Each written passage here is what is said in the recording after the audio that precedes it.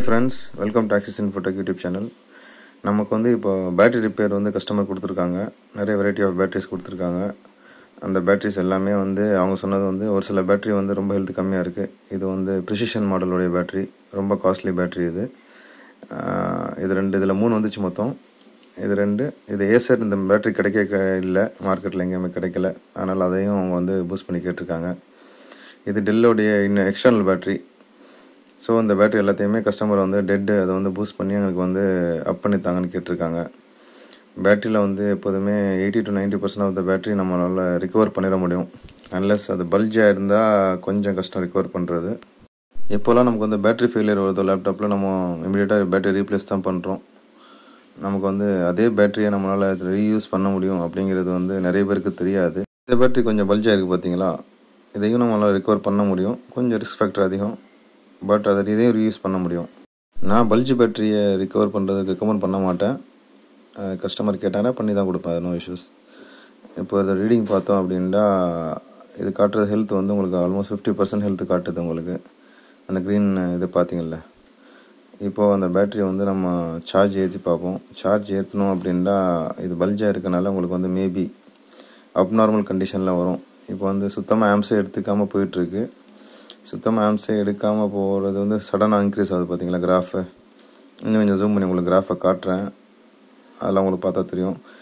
அது வந்து ஆம்ஸை வந்து அப்நார்மலாக எடுத்துருக்கு. ஜூம் பண்ணி பார்த்தீங்கன்னா தெரியும். இந்த பாருங்கள், மேலே போகுது, கீழே வருது. இந்த மாதிரி அப்நார்மலாக போணுச்சு அப்படின்னா உங்களுக்கு வந்து உள்ளுக்குள்ளே வந்து ஒழுங்காக சார்ஜ் எடுக்கலைன்னு அர்த்தம். இப்போ திரும்ப இன்க்ரீஸ் ஆகுது நார்மலாக. மேபி திரும்ப இதே சைக்கிள் வந்து ரிப்பீட் ஆகும். ஸோ இதை வந்து நம்ம என்ன பண்ணலாம் அப்படின்னா, செல்லில் வந்து அப்நார்மல் கண்டிஷனில் இருக்கனால தான் இந்த மாதிரிலாம் வருது. ஹெல்த் என்ன கண்டிஷன் இருக்குதுன்னு பார்க்கலாம். இப்போ திரும்ப ஒரு தடவை அந்த க்ரீன் கலர் இது பார்த்திங்கன்னா உங்களுக்கு வந்து ஃபுல் இது இல்லை, ஹாஃப் தான் வந்துருக்கு. இந்த ஹெல்த்து வந்து உங்களுக்கு 50% இருக்குது. நம்ம வந்து ஹெல்த்தையும் இன்க்ரீஸ் பண்ணி ஆகணும். நம்ம செல்லை வந்து இன்க்ரீஸ் பண்ணுறதுக்கு முன்னாடி ஒரு தடவை ஏதாவது எரர்ஸ் இருந்துச்சு அப்படின்னா அதை கிளியர் பண்ணிடலாம் ஃபஸ்ட்டு. பேட்ரிஸை பொறுத்தவரை நமக்கு வந்து பேட்ரி செல்லுடைய கெப்பாசிட்டியை விட அதிகமான ரோல் ப்ளே பண்ணுறது வந்து நம்மளுடைய எஸ்எம் பஸ் இருக்குல்ல, அது வந்து ஒரு போர்டு ஒன்று வச்சுருப்பாங்க. எல்லா பேட்டரிலையுமே இருக்கும் உள்ள போர்டு. அந்த போர்டு தான் எவ்வளோ சார்ஜ் உள்ளே போகணும், எவ்வளோ வரணும், எவ்வளோ நேரம் சார்ஜ் ஆகணும், சார்ஜ் எப்போ கட் ஆகணும், எல்லாமே லேப்டாப்போடைய இதுக்கு வந்து போர்டுக்கு வந்து இன்ஸ்ட்ரக்ஷன் கொடுக்கும். அந்த எஸ்எம் பஸ்ஸில் இருக்க பயாஸ் இருக்குல்ல, அது எல்லாமே டிசைட் பண்ணும். அது ரொம்ப ரொம்ப முக்கியமானது. நம்ம எல்லாருமே நினச்சிருப்போம் செல்லு வீணாக போச்சு அதனால தான் இதாச்சு அப்படின்ட்டு. நார்மலான பிசிபி போர்டில் என்ன ப்ராப்ளம் வரும் அந்த ப்ராப்ளம் எல்லாமே பேட்டரிலையும் வரதுக்கு வாய்ப்பு இருக்குது. ஸோ நம்ம வந்து அதுக்குன்னு தனியாக போர்டு இருக்குது, அதுக்குன்னு தனியாக சர்க்கியூட் இருக்குது, அதுக்குன்னு தனியாக ப்ரோக்ராம் இருக்குது, அதுக்குன்னு தனியாக பயாஸ் இருக்குது, எல்லாமே இருக்குது. ஒரு கம்ப்ளீட் சிஸ்டமில் என்னென்ன கண்டிஷன் இது இருக்கோ நமக்கு ப்ரோக்ராம்ஸு எல்லாமே, எல்லா ஆப்ரேஷனுமே இந்த சிங்கிள் செல்லுக்குள்ளேயும் இருக்கும். நம்ம இப்போ செல்லை வந்து எக்ஸ்டர்னலாக சார்ஜ் பண்ணுவோம். எக்ஸ்டர்னலாக சார்ஜ் பண்ணுறதுக்கு நம்ம பேலன்ஸ் சார்ஜர் யூஸ் பண்ணிக்கலாம். இங்கே பேலன்ஸ் சார்ஜர் வந்து என்ன பண்ணோம் அப்படின்னா, நம்ம வந்து பாசிட்டிவ் நெகட்டிவில் கொடுத்து நம்ம சார்ஜ் இன்க்ரீஸ் பண்ணோம் அப்படின்னா எல்லா செல்லுமே உங்களுக்கு வந்து ஈவனாக சார்ஜ் ஏறிடும். அது தேவையான அளவுக்கு பேசிக் ரிக்குவயர்மெண்ட்டான வோல்டேஜ் வந்து அது கொடுத்துரும். நம்ம அது கொடுத்துருச்சு அப்படின்னா நம்ம வந்து அதுக்கப்புறமா அதை வந்து நம்ம ரீப்ரோக்ராம் பண்ணிவிட்டு பயாஸ் எடிட் பண்ணிட்டோம் அப்படின்னா செல்லு வந்து அந்த இனிஷியல் ஸ்டேஜுக்கு வந்துடும். இனிஷியல் ஸ்டேஜுக்கு வந்துருச்சு அப்படின்னா அது வந்து சார்ஜ் நம்ம அப்புறம் போட்டு அதுக்கப்புறம் பூஸ்ட் பண்ணிக்கலாம். கொஞ்சம் பெரிய ப்ரொசீஜர் தான் அது, கொஞ்சம் டெக்னிக்கலாக பண்ண வேண்டிய வேலை தான் இது. சார்ஜ் பூஸ்ட் பண்ணுறதுக்கு டைம் எடுக்கும், அதை நம்ம விட்டுடலாம் கொஞ்சம் நேரம். அது பாட்டு அது வரையும் நம்ம வந்து வெயிட் பண்ணலாம், இது என்ன சார்ஜ் இன்க்ரீஸ் பண்ணுற வரை. ஆனால் இது வந்து நமக்கு வந்து பேட்டரியை திரும்ப நம்ம ரிகவர் பண்ணி கொண்டு வர போகிறோம். நார்மலாக ஒரு லேப்டாப்போடைய பேட்ரி வந்து ப்ராப்ளம் வந்துச்சு அப்படின்னா நம்ம ரீப்ளேஸ் பண்ண போகிற பேட்ரி வந்து இன்னும் ஒரிஜினல் பேட்ரி, அது ரொம்ப காஸ்ட்லி. 3500 4500 அந்த ரேஞ்சில் வரும் உங்களுக்கு. அதுவும் இந்த ப்ரெசிஷன்லாம் ரொம்ப ரொம்ப ஹையாக வரும். இல்லை OEM 2500 அந்த ரேஞ்சு வரும். ஸோ அவ்வளோ ஸ்பெண்ட் பண்ணுறதுக்கு நம்ம வந்து ரிகவர் பண்ணிட முடியும் பேட்டரியை. அதோடைய ரொம்ப கம்மியான காஸ்ட்டில் பண்ணிட முடியும்.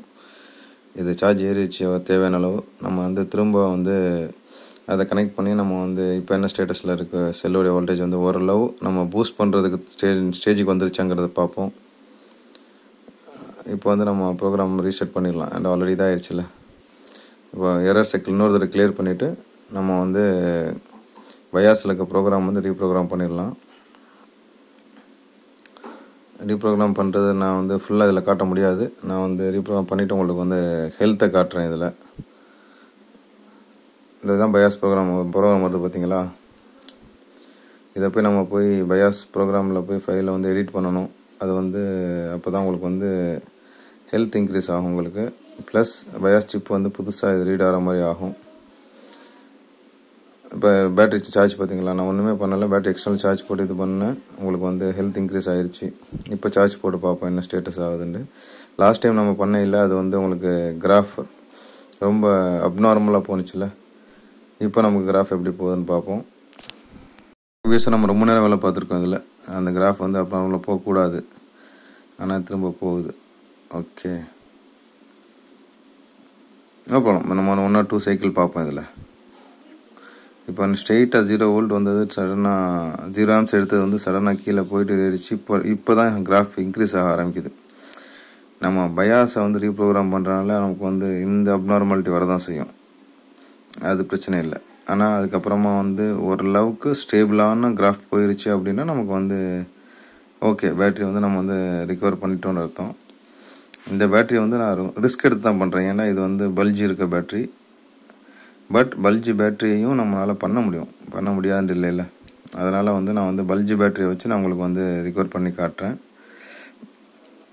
இந்த கிராஃபில் எந்த மாற்றமும் இல்லாமல் ஒரே ப்ராப்பராக போகுது பாருங்கள். அந்த கிராஃப் வாஷ் பண்ணோம் அப்படின்னா நமக்கு தெரிஞ்சிடும். இன்னும் கொஞ்சம் நேரத்தில் அந்த கிராஃப் ஃப்ளாட் ஆகிரும். ஃப்ளாட் ஆகிருச்சு அப்படின்னா உங்களுக்கு வந்து எல்லா செல்லுமே ஈவனாக சார்ஜ் எடுக்க ஆரம்பிச்சுன்னு அர்த்தம்.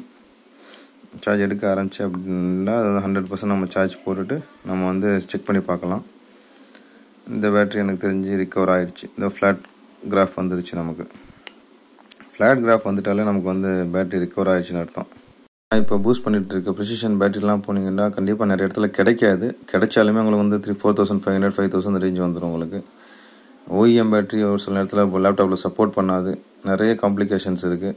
இப்போ வந்து அதே ஒரிஜினல் பேட்டரி கம்பெனிக்காரங்க கொடுத்த அதே ஒரிஜினல் பேட்டரியை நம்ம வந்து ரிப்பேர் பண்ணிட்டோம் அப்படின்னா அதோடைய காஸ்ட் உங்களுக்கு வந்து 20% கூட வராது. உங்களுடைய ஆக்சுவல் பையிங் காஸ்ட்லேருந்து 20% ஆஃப் த காஸ்ட் கூட வராமல் உங்களுக்கு வந்து ஒரு பேட்டரி ரிகவர் பண்ணி ஒரிஜினல் பேட்டரி யூஸ் பண்ண போகிறோம் அப்படிங்கிறது வந்து அது வந்து என்ன தான் புது பேட்டரி மாறினாலும் அதுக்கு ஈக்குவலாக வராது.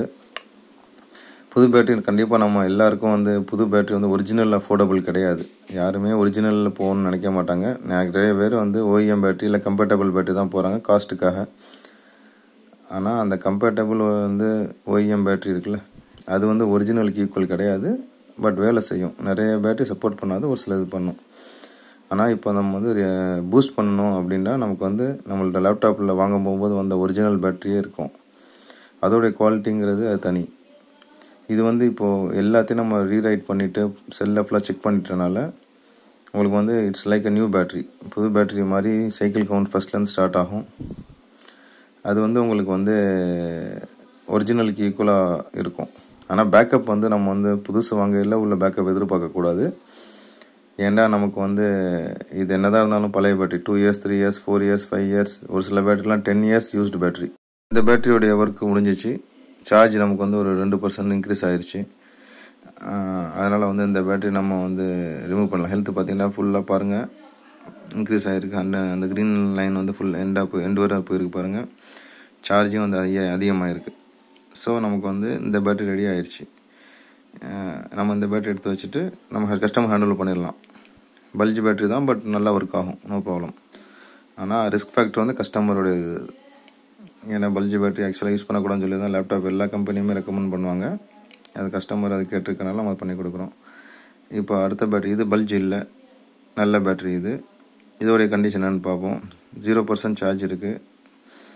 ஆனால் ஹெல்த் நீங்கள் பார்த்தீங்க அப்படின்னா 1% தான் ஹெல்த் இருக்குது. ரெட்டில் போச்சு பாருங்கள் அந்த இது. ஸோ இந்த பேட்டரியில் வந்து பல்ஜி இல்லாதனால கொஞ்சம் ரிஸ்க் ஃபேக்டர் கம்மி.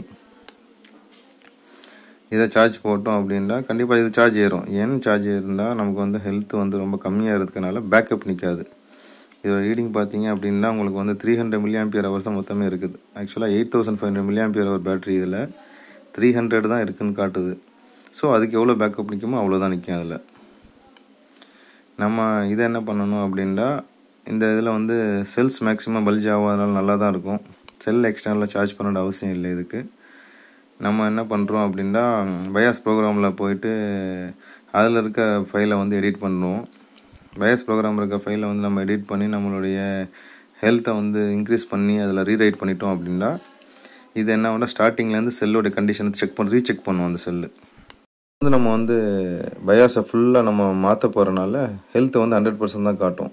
ஆனால் உள்ளோடைய பழைய கண்டிஷனில் பார்க்கும்போது 2% தான் ஹெல்த் இருந்துச்சு. செல் நல்லா இருக்குது. ஸோ அவங்களுக்கு வந்து நம்ம வந்து பயாஸை ரீரைட் பண்ணிட்டோம் அப்படின்னா பயாஸ் ப்ரோக்ராம் பேஸ் பண்ணி தான் சார்ஜ் இன்க்ரீஸிங் டிக்ரீஸிங் எல்லாமே ஆகும். செல்லோட கண்டிஷன் ஒன்று ப்ளஸ் பயாஸ் ப்ரோக்ராம் இருக்க அந்த சிப்பில் இருக்குல்ல சார்ஜிங் சிப், அந்த சிப்பில் உள்ள ப்ரோக்ராம் நம்ம மாற்றிட்டனால அது வந்து நமக்கு வந்து ஹெல்த் வந்து 100% காட்டும். இப்போது இந்த காட்டுது பார்த்தீங்களா, க்ரீன் ரெட்டில் இருந்து க்ரீனில் ஃபுல்லாக போயிடுச்சு. ஆனால் இப்போ நம்ம செல்லை எதுவுமே பண்ணாதனால நமக்கு வந்து செல்லோட கண்டிஷன் என்னன்னு தெரியாது. இப்போ நம்ம சார்ஜ் போட்டு தான் பார்க்க முடியும். சார்ஜ் போட்டு ஃபுல்லாக செக் பண்ணி பார்த்தோம் அப்படின்னா அந்த சிப் வந்து திரும்ப வந்து செல்லை ஃபுல்லாக ரீட் பண்ணிவிட்டு நமக்கு டேட்டா கொடுக்கும். செல்லில் வந்து ஆக்சுவலாக இவ்வளோ கெப்பாசிட்டி இருக்குது, அதனால் நமக்கு வந்து 100% ஹெல்த்தை வந்து அப்படியே ரிட்டர்ன் பண்ணிடலாம் அப்படின்னு வரும். இல்லை செல்லோட இது ரொம்ப கண்டிஷன் மோசமாக இருக்குது, நம்ம பண்ண முடியாதுன்னு சொல்லி வரும். அதுக்கு தகுந்த மாதிரி நம்ம அப்புறம் வந்து அதை பூஸ்ட் பண்ணுற மாதிரி இருக்கும். கொஞ்சம் டைம் எடுக்கும். பட் இப்போதைக்கு நான் வந்து என்ன பண்ணிட்டேன்னா பயாஸை ரீப்ரோக்ராம் பண்ணிவிட்டு உங்களுக்கு வந்து சார்ஜ் போட்டிருக்கேன். இது சார்ஜ் போட்டோம் அப்படின்னா எந்த செல்லுமே ஹீட் ஆகலை. ஸோ ஆல்மோஸ்ட் நல்லா தான் இருக்குது கண்டிஷன். நம்ம 100% சார்ஜ் போட்டு நம்ம லேப்டாப்பில் போட்டு பார்த்தோம்னா தெரிஞ்சிடும் நமக்கு வந்து எந்த அளவுக்கு அது பேக்கப் நிற்குதுன்னு. எனக்கு தெரிஞ்சு இந்த கிராஃப் வந்து நல்லாவே போகுது. எந்த அப்நார்மாலிட்டி இல்லை. போன பேட்டரி கூட நம்ம ரீசெட் பண்ணிட்டதுக்கப்புறமும் உங்களுக்கு வந்து கிராஃப் அப்நார்மலாக போணுச்சு. ஆனால் இந்த இது அப்படி இல்லை. இந்த இதில் வந்து கிராஃப் வந்து நல்லாவே போகுது. ஸோ தேவையான அளவு ஆம்ப்ஸ் எடுத்துக்குது. செல்லு வந்து ஈவனாக இன்க்ரீஸ் ஆகுது. நம்ம அந்த இதில் பயாஸை வச்சே சால்வ் பண்ணிடலாம்னு நினைக்கிறேன். எனக்கு தெரிஞ்சு இந்த மாதிரி நிறைய கண்டிஷன்ஸ் இருக்கும். நம்ம எடுத்தோடனே செல்லு தான் ஃபால்ட்டு, பேட்ரி போயிடுச்சு, செல்லை மாற்றணும் அப்படிலாம் இல்லை. செல்லை மாற்றாமலே நம்மளால் வந்து பேட்ரி ரெடி பண்ண முடியும். எந்த பேட்டரியுமே ஓப்பன் பண்ண வேண்டிய அவசியம் இல்லை. ஓப்பன் பண்ணாமலே ரெடி பண்ணிடலாம். ஓப்பன் பண்ணி செல்லை மாற்றி ரெடி பண்ணுறது தான் ரிஸ்க் ஆக்சுவலாக. அது எந்த அளவுக்கு ரெஸ்பான்ஸ் பண்ணி எப்படி இருக்குன்னு சொல்ல முடியாது நம்ம. ஆனால் இது வந்து நம்ம programme based plus externally boost பண்ணி பண்ணுறதுனால நமக்கு வந்து செல்லோட ஃபிசிக்கல் அப்பியரன்ஸ் கூட பெருசாக மாற போகிறதில்ல. அதே செல்லை தான் யூஸ் பண்ண போகிறோம். இந்த பேட்டரி வந்து எனக்கு தெரிஞ்சு முடிஞ்சிடுச்சு, இது ரெடி. ஏன்னா நம்ம கிராஃபை பார்த்தால தெரியும்ல, நம்ம நிறைய பேட்டரி பண்ணிகிட்டு இருக்கனால எனக்கு வந்து எந்த பேட்டரி எவ்வளோ இது கண்டிஷனில் இருக்குங்கிற பார்த்தா ஓரளவு தெரியும். அது பண்ண தான் அனுபவம் வரும். ஒரு 2 வருஷமாக பண்ணிகிட்டு இருக்கேன். அதனால் வந்து எனக்கு இந்த கிராஃப் போகிற ஸ்டேஜில் பார்த்தா அந்த பேட்டரி வந்து ரிகவர் ஆயிடுச்சு அப்படின்னு தான் தோணுது. இந்த மாதிரி எல்லா செல்லுமே பண்ணலாம். இன்டர்னல் செல், எக்ஸ்டர்னல் செல், லேப்டாப், ஆப்பிளும் பண்ணலாம். மேக்புக்கோடைய செல்லும் நான் பண்ணியிருக்கேன். நான் 12 வீடியோ போடுறேன் உங்களுக்கு. அதனால் எல்லா செல்லையுமே நம்ம வந்து இதே மாதிரி ரெடி பண்ண முடியும். அதனால் எல்லா செல்லையும் நம்ம வந்து ரிப்பேர் ஆகிடுச்சு அப்படின்னா மாற்றணுன்ற அவசியம் இல்லை. அதோடைய காஸ்ட் ரொம்ப ஹையாக போகும். நிறைய ரீசெல்லர்ஸ் இருப்பீங்க. ரீசெல்லர்ஸ் எல்லாருமே வந்து நம்ம வந்து ஹெல்த்தை கம்மியாக சேல் பண்ண முடியாது லேப்டாப்பை. அதுக்காக பேட்டரி வாங்கி போட பார்த்தோம்னா அது ரொம்ப காஸ்ட் ஆகும். அது நம்மளுடைய பட்ஜெட் ரொம்ப ஹையாக போயிடும். நம்ம அதையும் நம்ம வந்து பூஸ்ட் பண்ணிக்கலாம். ஆனால் பூஸ்ட் பண்ணால் கொஞ்ச நாளைக்கு தான் ஒர்க் ஆகும் அப்படிலாம் கிடையாது. நல்லாவே இருக்கும் பேட்ரி. நான் பூஸ்ட் பண்ணி கொடுத்து வருஷக்கணக்கில் வேலை செஞ்ச பேட்டரிலாம் இருக்குது. அதனால் வந்து நீங்கள் அதை பற்றி பயப்பட தேவையில்லை. இப்போ செல்லை பூஸ்ட் பண்ண நம்ம எதுவுமே பண்ணலை. நம்ம இருக்கிற அதே செல்லை வந்து ஃப்ரெஷ்ஷாக நம்ம யூஸ் பண்ண போகிறோம், அவ்வளோதான். அதனால் வந்து அதில் எந்த ஒரு ப்ராப்ளம் வரதுக்கு சான்ஸ் ரொம்ப கம்மி. நான் பண்ணி கொடுத்த பேட்டரியிலேயே ரிட்டன் இல்லை ரெடி ஆகி கொடுத்ததுக்கப்புறமா இல்லை சரியில்லைன்னு சொல்லி ரிட்டன் வர பேட்டரி வந்து not even 2 or 3%. Maximum 95 to 80% ready ஆகி போனது திருப்பி வராது. ரெடி பண்ண முடியாமல் போயிருக்கு. அது ஒரு 10% ஆஃப் பேட்டரி ரெடி பண்ண முடியாமல் போயிடும். ஆனால் பண்ணி கொடுத்ததுக்கப்புறம் ரிட்டர்ன் வர்றது ரொம்ப ரொம்ப ரொம்ப கம்மி. சரி, இந்த பேட்டரி ரெடி ஆகிடுச்சு. ஈவனாக சார்ஜ் போயிட்டுருக்கு. எந்த அப்நார்மாலிட்டியும் கிராஃபில் இல்லை. எல்லா செல்லுமே ஈவனாக சார்ஜ் ஆகிடுது. ஸோ நம்ம வந்து இதை கழட்டி கஸ்டமர்கிட்ட ஹேண்ட் ஓவர் பண்ணிடலாம். பேட்டரி ரிகவரிங் 2 பேட்டரி பார்த்தாச்சு இன்றைக்கி. வேறு ஏதாவது பேட்டரி வந்துச்சுன்னா கண்டிப்பாக உங்களுக்கு நான் அப்டேட் பண்ணுறேன். Thank you for watching this video. Come again.